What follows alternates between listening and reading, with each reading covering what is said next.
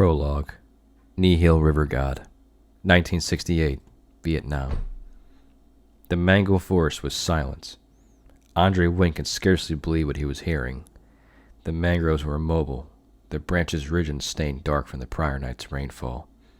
The interwoven canopies of the mangroves, leaves glimmering like soot-stained emeralds, hung like a listless cloud only 10 feet over Andre's head. The monkeys and birds that had provided a chorus for Andre's journey had suddenly been transposed into shadowy gargoyles, paralyzed and mute within their arboreal roosts.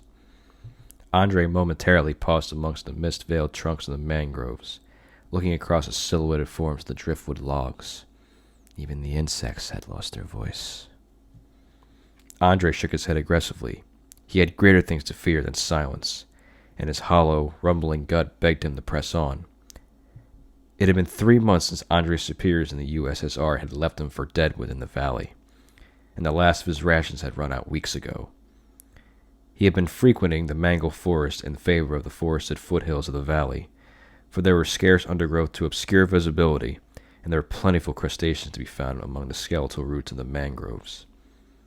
Andre was beginning to second-guess his judgment, but he had already ventured too far from the research station.